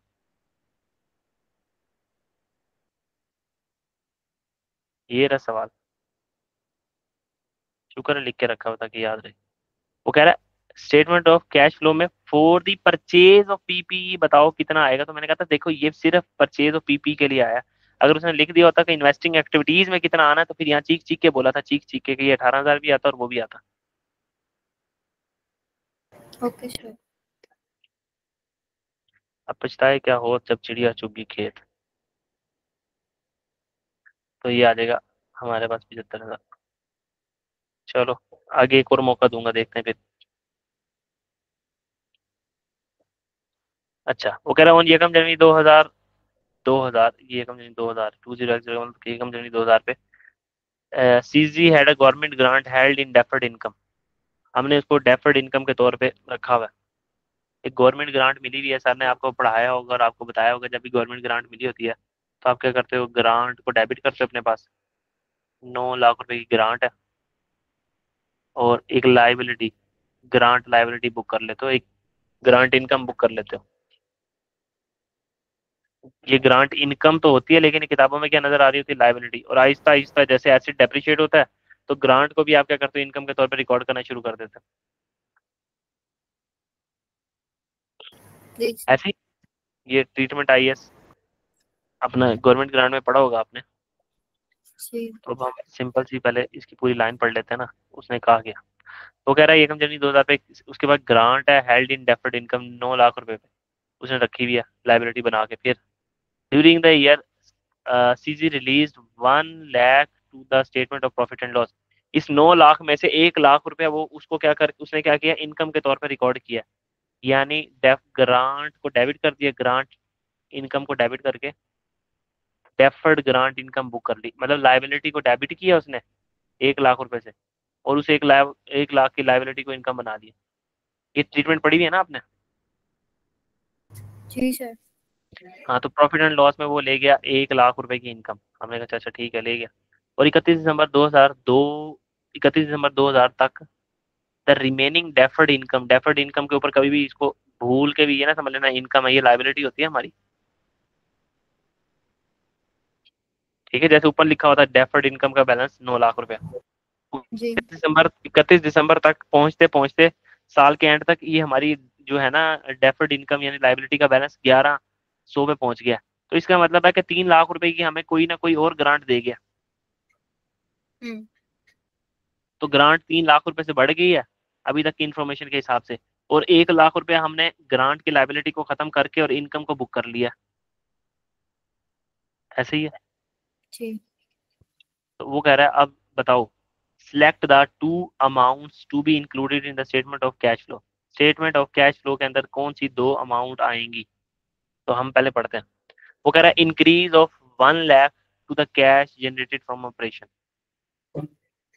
ये जो हम 1 लाख रुपया इनकम के तौर पर रिकॉर्ड किया हमने, क्या हमने इसकी एंट्री ये की है कैश डेबिट और ग्रांट इनकम क्रेडिट, ऐसे किया हमने? ऐसे तो नहीं किया हमने। ग्रांट इनकम को डेबिट किया, अभी बताया था मैंने। ग्रांट इनकम का सीधा सीधा नाम लाइबिलिटी को डेबिट किया 1 लाख से, और इनकम को बुक किया पीएनएल के अंदर, पीएनएल क्रेडिट किया 1 लाख से। ऐसे ही है ना? ऐसे ठीक किया है। था ना? हाँ ना, भी क्या करो आगे। तो कह रहा है इंक्रीज दिखाओ कैश जनरेटेड फ्रॉम ऑपरेशन। हमने कहा कौन से कैश जनरेटेड फ्रॉम ऑपरेशन में से इंक्रीज आ रहा है? ऐसा तो कुछ भी नहीं है। तो ये उल्टा नहीं कर दिया आपने, पीएनएल डेबिट और liability PNL credit? Debit. Expense. मुझे ना थोड़ा इनकम। समझाना इधर। Sorry sorry. जी, समझाऊं ठीक है। दोबारा के? इनकम है वो। आगे चलो सब। जल्दी जल्दी याद आ। तो हमने कहा कि कैश जनरेटेड फ्रॉम ऑपरेशन में हम इंक्रीज थोड़ी दिखाएंगे, कोई पैसे तो आए नहीं हमारे पास। फिर वो कह रहा है decrease of 1 lakh to the cash generated from operation. हाँ, ये जो एक इनकम आपने बुक कर रही है ना 1 लाख रुपए की, ये ऐसी इनकम है जो नॉन कैश आइटम है, इसके बदले में कोई कैश हम्म, आया ही नहीं है। तो जी। इस इनकम को हम रिवर्स जरूर कर देंगे कैश जनरेटेड फ्रॉम ऑपरेशन में जाके, ऑपरेटिंग एक्टिविटीज में जाके ऊपर नॉन कैश आइटम के अंदर इसको ऐड बैक कर देंगे ना, ऐड बैक। हम्म। सॉरी, ऐड बैक कह रहा हूँ, इनकम तो पहले रिकॉर्ड हुई है, इसको माइनस कर देंगे पीबीटी में से, क्योंकि हमने इनकम बुक कर लिया और पीबीटी में से हम क्या कर देंगे माइनस। तो डिक्रीज ऑफ 1 लाख, 1 लाख जो है ना वो हम कैश जनरेटेड फ्रॉम ऑपरेशन में से माइनस कर देंगे। तो हमने कहा हाँ ये ऑप्शन तो ठीक है, एक तो ठीक है यहाँ से। फिर यहाँ पे देखते हैं। वो कह रहा है जो आपको कैश रिसीव हुआ है, जो आपकी जो लाइबिलिटी बढ़ी है ना 9 लाख से 11 लाख, तो इसका क्या मकसद है? तो हमने कहा cash received from grant of 3 lakh in investing activities. जो 3 लाख रुपए की हमें ग्रांट मिली है उसको हम कहाँ दिखा देंगे? इन्वेस्टिंग एक्टिविटीज के तौर पे। फाइनेंसिंग में ना। देखो, ग्रांट ना आपको लोन की मद में नहीं दी जाती, ना इक्विटी की मद में दी जाती है। जो ग्रांट होती है ना आपको किसी एसेट के बदले मिल रही होती है, याद है? कंडीशन अटैच करके मिल रही होती है। तो ये ग्रांट रिलेटेड टू एसेट है एक किस्म का। तो जब आप ग्रांट रिलेटेड टू एसेट होता है तो मतलब आपने कोई पैसे मिले हैं आपको एसेट की मद में, या आपने एसेट की मद में पैसे मिले हैं, तो समझ लो सेल ऑफ एसेट के थ्रू जो पैसा आ रहा होता है ना उससे ही मिलती जुलती चीज है। ठीक है। क्या आपको उन्होंने गवर्नमेंट आके पैसे दिए, लो इसके बदले में एक एसेट ले लेना, तो इसको आप कहाँ दिखाओगे? Investing activities, purchase of PP, cash received from grant 3 lakh in investing activities. Grant की मद में 3 लाख रुपए मिला, कहाँ पे? Investing activities. समझ आती है बात? ठीक है। और अगला गलत क्यों है, अगले को भी पढ़ लेते हैं। वो कह रहा है कैश रिसीव्ड 1 लाख रुपए, कौन सा 1 लाख रहा है? 1 लाख रुपए तो इनकम था, कैश रिसीव हुआ 3 लाख, तो ये बात खुद ब खुद गलत होगी। तो ये उसने मार दी बोंगी, और ये हमारा स्टेटमेंट ये ठीक थी और ये ठीक थी। तो रीजन भी पढ़ लेते हैं। वो कह रहा है the release of the government grant should be deducted. जो रिलीज किया ना गवर्नमेंट ग्रांट, मतलब 1 लाख रुपए जो हमने इनकम बुक की है, should be deducted within the reconciliation of cash generated from operation. वो ऊपर जो हम बना रहे होते हैं उसमें, हम्म। Because this represent a non cash income. ये एक नॉन कैश इनकम है, कोई कैश तो मिला नहीं इसके बदले हमें। तो अब हम हमें जो ग्रांट मिली है 3 लाख रुपए की, हम उसको ऐसे भी देख सकते हैं कि ओपनिंग में हमारे पास ग्रांट लाइबिलिटी, देखो ग्रांट लाइबिलिटी लिखा हुआ उसने, हालांकि ऊपर लफ्ज इस्तेमाल जान पूछ के वो करता है ग्रांट इनकम का। हम्म। तो अपनी गवर्नमेंट ग्रांट के ऊपर जरा ग्रिप को पक्की करना। ओके तो सर। ग्रांट लाइबिलिटी का ओपनिंग बैलेंस था 9 लाख, लाइबिलिटी का ओपनिंग बैलेंस, लाइबिलिटी का कैरी डाउन बैलेंस 11 लाख में पहुंच गया। ठीक है। और इसमें से हमने 1 लाख रुपए की इनकम बुक कर ली, लाइबिलिटी को डेबिट किया यहाँ से और पीएनएल को क्रेडिट कर दिया, ये किया था ना। तो इसका मतलब है अभी भी यहाँ पे बैलेंसिंग फिगर आ रही है 3 लाख, तो यहाँ पे क्या आएगा, एडिशन इन लाइबिलिटी 3 लाख रुपए की, यहाँ से भी पता लग रहा है। ठीक है। तो ये ऐसे भी समझ सकते थे। अब चलते हैं आगे। तो बस। बस करें, नहीं बस नहीं होनी अभी, रोज आपकी नहीं मान सकते हम।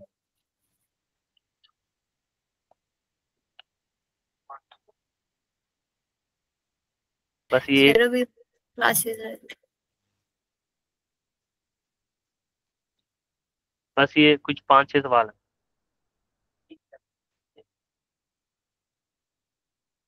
216।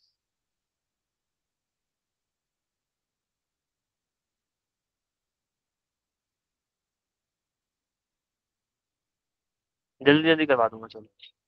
ये आगे जी हमारे पास।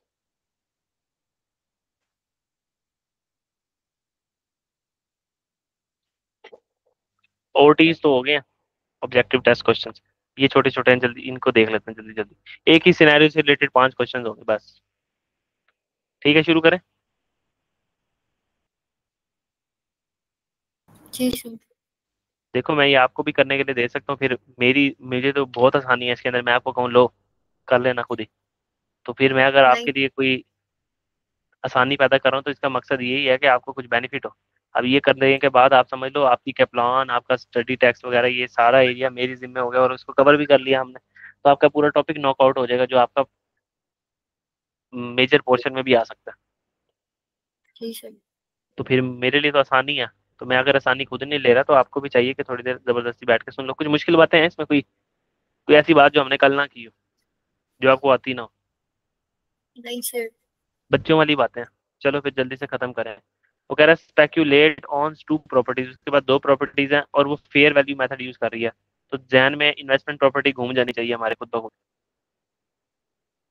जहाँ पॉसिबल होता है वहाँ फेयर वैल्यू मेथड यूज करती है। अच्छा, प्रॉपर्टी ए, प्रॉपर्टी ए की डिटेल दी हुई है कि एक office building use by speculate for administrative purpose, उसने एडमिनिस्ट्रेटिव पर्पस के लिए रखा हुआ है तो वो प्रॉपर्टी उसके लिए क्या होगी, पीपीई, प्रॉपर्टी प्लांट इक्विपमेंट। ऐसे ही है ना। जब जी पीपीई सर। शुरू करवाया था तो बताया भी था कि एडमिनिस्ट्रेटिव पर्पस के लिए अगर आपने रखी हुई है कोई ऑन गोइंग ऑपरेशन के लिए रखी हुई है बिल्डिंग, तो वो आपकी पीपीई होगी। फिर वो कह रहा है ऑन यकम April 2002 it had a carrying value, उसकी कैरिंग वैल्यू थी 2 मिलियन और रिमेनिंग रिमेनिंग यूजफुल लाइफ थी 20 साल, यकम अप्रैल 2002 के ऊपर। तो इसके बाद ऑन यकम October 2002 the property was let to a third party and reclassified as investment property. हमने पीपीई से उठाई बिल्डिंग, ठीक है, पीपीई से उठा के हमने इन्वेस्टमेंट प्रॉपर्टी में डाल दी कि हमारा वो पीपीई रिकॉर्ड था अपने पास किताबों में, और हमने उसको थर्ड पार्टी को रेंट पे दे दिया और हमने इन्वेस्टमेंट प्रॉपर्टी को उसको क्लासिफाई कर दिया कि भाई हम इससे रेंटल्स खाएंगे। तो अब आपको इसकी ट्रीटमेंट तो सर ने अच्छे तरीके से समझाई भी होगी कि जब हम पीपीई को उठा के इन्वेस्टमेंट प्रॉपर्टी में लेके जाते हैं तो पहले ये देखते हैं कि इन्वेस्टमेंट प्रॉपर्टी में हम फेयर वैल्यू मेथड यूज कर रहे हैं कि कॉस्ट मेथड यूज कर रहे हैं। तो उसने ऊपर बोल दिया था कि आप फेयर वैल्यू मेथड यूज कर रहे हो। ठीक है, तो हमने कहा कि पहले इस पीपीई को उठाओ और इसको रीवैल्यू करके यानी लेटेस्ट फेयर वैल्यू के ऊपर लेके आओ, क्योंकि ये पीपीई किताबों में नजर आ रहा है 2 मिलियन का, 2 मिलियन यानी 2000 रुपये का। ठीक है, मैं थाउजेंड में चाह रहा हूँ। और इसकी रिमेनिंग यूजफुल लाइफ है, किस दिन हमने उसको पीपीई को पहुंचाया है, पीपीई को हमने किस दिन पहुंचाया प्रॉपर्टी प्लांट इक्विपमेंट को, यकम अक्टूबर 2002 को। ठीक है, इन्वेस्टमेंट प्रॉपर्टी में। तो हमने कहा ये 2 मिलियन का किताबों में नजर आ रहा है, किस दिन नजर आ रहा है यहाँ लिख लेते हैं, यकम अप्रैल 2002 को नजर आ रहा है। और हमने उसको यकम अक्टूबर 2002 को उठा के पहुंचा दिया कहाँ पे, इन्वेस्टमेंट प्रॉपर्टी में। तो हमने कहा भाई इसको पहले डेप्रिशिएट तो कर लो 6 महीने, डेप्रिसिएशन कर लो और इसके ऊपर जो गेन बनता है वो गेन बुक कर लो, क्योंकि रिवैल्यूएशन गेन कैसे निकलता है, कैरिंग अमाउंट को कंपेयर करते हैं हम किससे, रीवैल्यूड अमाउंट के साथ। जी सर। तो 2 लाख रुपया डिवाइडेड बाय हमारे पास रिमेनिंग यूजफुल लाइफ दी है 20 साल, अप्रैल, मई, जून, जुलाई, अगस्त, सितंबर, अक्टूबर को ना गिन लेना, ये कम अक्टूबर पे खड़े हैं। 6/12, तो इसकी डेप्रिसिएशन बन जाएगी, अल्लाह आपका भला करे, 50, तो ये बन जाएगा 1950। देखो यही बनती है ना, जल्दी जल्दी से। जी सर, यही एक यही बनता है, ठीक है। हमने कहा अब हमारा 1 अक्टूबर 2002 के ऊपर खड़े होके देखा, किताबों में एसिड आ रहा है 1950 का। अब आते हैं इधर, तो इसमें उन्होंने कहा कि the property had a fair value of 2.3 million on 1 अक्टूबर 2002 के ऊपर। 1 अक्टूबर 2002 के ऊपर उसकी फेयर वैल्यू जो है वो कितनी थी, 2.3 मिलियन, यानी 2300 थी। 2.3 इंटू 1000 करेंगे तो 2300 आ जाना, थाउजेंड में फिगर कर रहे हैं। तो किताबों में हमारी अमाउंट आ रही है, किताबों में एसिड आ रहा है 1950 का, ठीक है, और हमारी उसकी रीवैल्यूड अमाउंट या फेयर वैल्यू जो भी है वो कितनी आ रही है, 2300। इसका मतलब हमारा रीवैल्यूएशन सरप्लस बुक करना है हमने कितने का, जल्दी से बताना।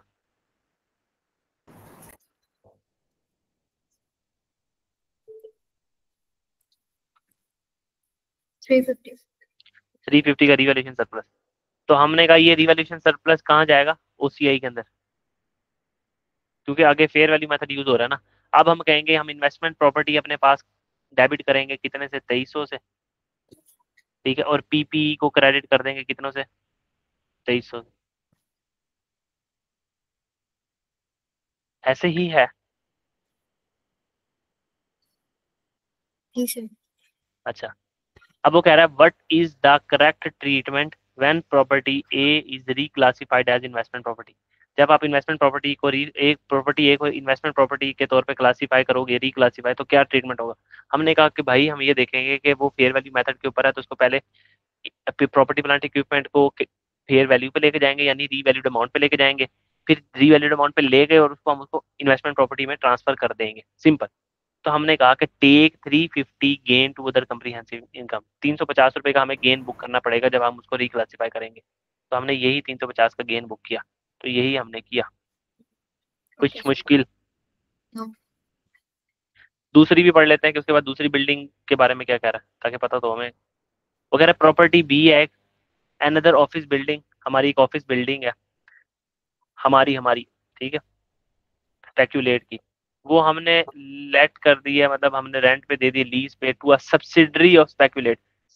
स्पेक्यूलेट की सब्सिडरी को हमने उसको क्या दे दिया, रेंट पे। हमारे लिए पीपीई थी। अब वो जो स्पेक्यूलेट जो है, स्पेक्यूलेट भाई, उसके लिए तो ये प्रॉपर्टी प्लांट इक्विपमेंट था, क्योंकि हमने एक ऑफिस रखा हुआ था वैसे ही। नहीं, इन्वेस्टमेंट लो, सॉरी, प्रॉपर्टी प्लांट इक्विपमेंट नहीं था, हमने उसको रेंट पे दे दिया, तो हमारे लिए तो इन्वेस्टमेंट प्रॉपर्टी थी ना, हमने उसको रेंट पे देने के लिए रखी हुई थी। उसने ये कहीं नहीं कहा एडमिनिस्ट्रेटिव पर्पज के लिए इस्तेमाल होती है भी। हम्म। तो हमने इसको इन्वेस्टमेंट प्रॉपर्टी के तौर पे रखा हुआ था और हमने इसको सब्सिडी को रेंट पे दे दिया। तो subsidy right of use of asset debit कर रहा होगा, सब्सिडी का मसला नहीं है हमारा यहाँ पे। तो हमारे लिए इन्वेस्टमेंट प्रॉपर्टी थी, हमने उसको इन्वेस्टमेंट प्रॉपर्टी के तौर पे रेंटल के ऊपर दे दिया। फिर क्या हुआ, on 1 April 2002 it had a fair value, उसकी फेयर वैल्यू दी हुई है। और 31 मार्च हमारा हमारा ईयर एंड है, हमारा साल शुरू हुआ है 1 अप्रैल 2002 से लेके और 31 मार्च 2003 तक, ठीक है, ये पढ़ लेना। हर जगह इसी की बात हो रही है, 1 अप्रैल 2002 से 31 मार्च 3। किसी दूसरा सवाल देखते हैं। वो कह रहा है which of the following model, कौन से फॉलोइंग मॉडल यूज कर सकता है, स्पेकुलेट कौन है, parent, to account for investment properties in the individual financial statement. Individual financial statement में अंदर वो इन्वेस्टमेंट प्रॉपर्टी को किन दो मॉडल्स पे रख सकता है, तो इन्वेस्टमेंट प्रॉपर्टी कौन से दो मॉडल्स पे आती है। फेयर वैल्यू और पोस्ट। हाँ, कॉस्ट मॉडल पे और फेयर वैल्यू मॉडल पे, बस। तो हम कहेंगे इन्हीं दो पे रख सकते हैं, बस सिंपल सी बात। तो रिवैल्यूएशन मॉडल पे तो प्रॉपर्टी प्लांट इक्विपमेंट आते होते हैं, तो ये नहीं आएगा, ठीक हो गया, आसान सी बात। आगे चलते हैं। अच्छा, वो कह रहा है what is the total gain, what is the total gain for the investment, investment properties के लिए टोटल गेन बताओ, to be included in the speculate statement of profit and loss. Statement of profit and loss investment में property total का, gain. जी, ये investment property का article. ये investment property plus cash flow भी है ना साथ, अभी आएगा कैश फ्लो का थोड़ा तड़का। Okay sir.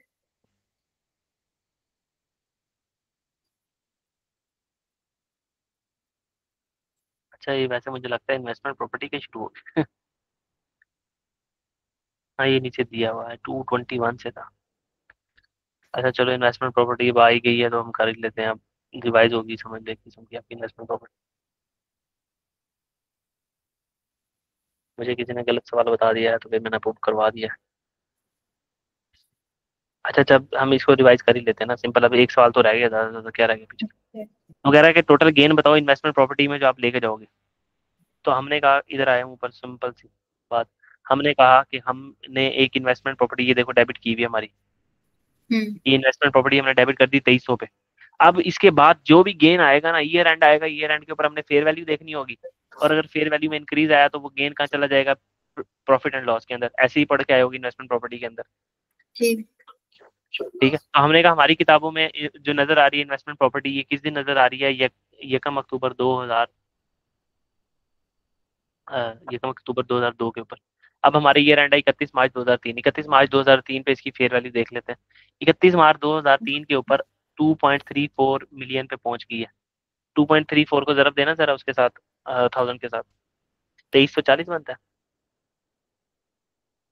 जी क्या बनता 3400। है, कितना बनता है? 3400। 2.34 मल्टीप्लाई बाय 1000। 2.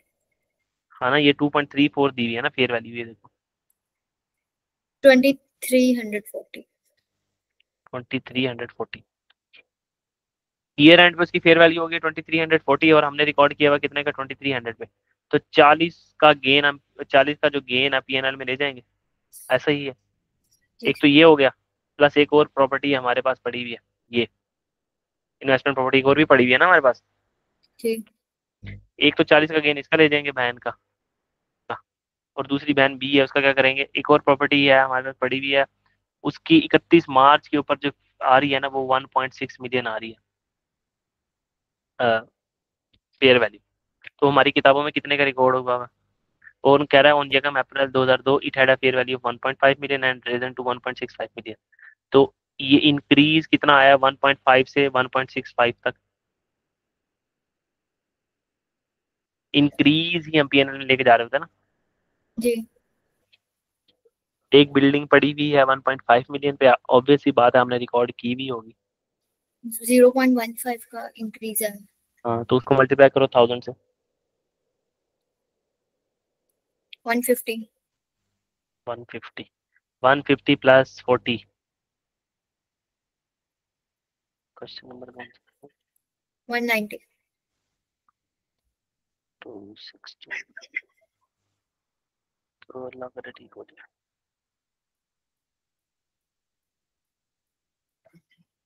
16 नहीं, सॉरी ये है 290। हाँ ये रहा 190, ठीक है। और ये इसकी वर्किंग दी हुई है। इन्वेस्टमेंट प्रॉपर्टी आ ही गया तो चलो फिर। अच्छा, अगर इंडिविजुअल ये वाला खुद कर लेना, ये लो मैं स्टार लगा देता हूँ इसको, वरना मैं ये भी करवा ही देता। इन the individual and consolidated statement of financial position of speculate, speculate की इंडिविजुअल बुक्स के अंदर और जो कंसोलिडेटेड बुक्स में इन्वेस्टमेंट प्रॉपर्टी कैसे नजर आएगी। तो बताओ कैसे नजर आएगी। तो जो प्रॉपर्टी बी है, प्रॉपर्टी बी, वो कैसे नजर आएगी। इन्वेस्टमेंट प्रॉपर्टी कह रहा हूँ। हाँ, जो प्रॉपर्टी बी है वो प्रॉपर्टी बी हमारी इन्वेस्टमेंट प्रॉपर्टी थी ना, तो वो कैसे नजर आएगी इंडिविजुअल फाइनेंशियल स्टेटमेंट में, कैसे नजर आनी चाहिए, और कंसोलिडेटेड फाइनेंशियल स्टेटमेंट में। नीचे दिए गए तमाम ऑप्शन में से आप, इन्वेस्टमेंट प्रॉपर्टी में ही नजर आएगी। स्पेकुलेट की किताबों में तो यहाँ इन्वेस्टमेंट प्रॉपर्टी पे ही नजर आएगी, ठीक है। और कंसोलिडेटेड बुक्स में उसमें भी इन्वेस्टमेंट प्रॉपर्टी। गलत, वहाँ प्रॉपर्टी प्लांट इक्विपमेंट में नजर आएगी। क्यों? क्यों, ये स्पेकुलेट, ये वो आप उसकी सब्सिडरी खतीजा। स्पेकुलेट के पास पड़ी थी इन्वेस्टमेंट प्रॉपर्टी। स्पेकुलेट ने कहा यार मुझे रेंटल कमाने हैं, सब्सिडरी आप आए, आपने कहा मुझे ना ये प्रॉपर्टी दे दो, और मैंने इसको अपने पास रिकॉर्ड कर लेना है किताबों में, मैं आपसे लीज पे ले लेती हूँ। आपने इसको लीज पे ले लिया, इसके लिए ये क्या है, इन्वेस्टमेंट प्रॉपर्टी। स्पेकुलेट के लिए क्या है, इन्वेस्टमेंट प्रॉपर्टी। ऐसे ही है। जी सर। आप जब इसको लेके गए तो आपने इसके अंदर ऑफिस बना लिया अपना, ऑफिस बना लिया आपने अपना। जी। आपके लिए ये प्रॉपर्टी प्लांट इक्विपमेंट हो गया। ठीक। अब ना मुझे इसकी अलग से पता है ना मुझे इसकी अलग से पूछनी है, मैं पूछ रहा हूँ कि ये पूरे ग्रुप के लिए, ये दोनों बहन अब भाई एक ही हैं अब, ठीक है ना। तो पूरे ग्रुप के लिए, ग्रुप में बिल्डिंग किस तरीके से इस्तेमाल हो रही है? सर ऑफिस के लिए इस्तेमाल हो रहा है, और कौन इस्तेमाल कर रहा है? सब्सिडरी। सब्सिडरी इस्तेमाल कर रही हो या पेरेंट इस्तेमाल कर रहा हो तो एक ही बात है। तो इस्तेमाल किस लिए हो रही है? क्या पूरा ग्रुप इससे रेंटल कमा रहा है? नहीं सर, ग्रुप ने तो इस बिल्डिंग को किस लिए रखा हुआ है? ऑफिस यूज के लिए। तो ये पीपी हो जाएगी ग्रुप के हिसाब से। कंसोलिडेटेड बुक में क्या आएगी? ठीक है। समझ आया कि नहीं आया? ये पिछला भी गया। बिल्कुल। हम्म। आ गया। चलो आओ, कैश फ्लो के सवाल देखते हैं, बड़े आसान आसान से सवाल हैं इधर।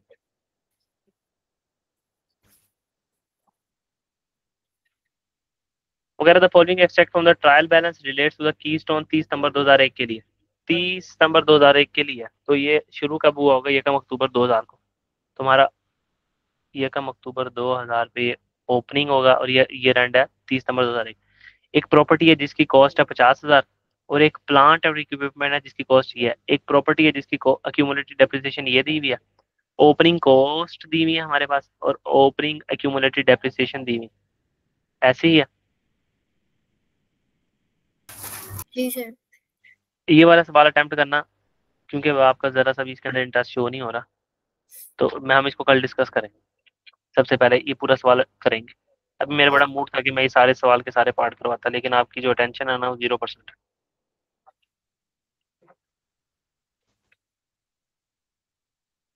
जी सर। तो ये बिहेवियर अनएक्सेप्टेबल है। आज हमने सिर्फ 6-7 सवाल किए होंगे, और इन्वेस्टमेंट प्रॉपर्टी के कोई 5-7 सवाल किए होंगे मैक्सिमम।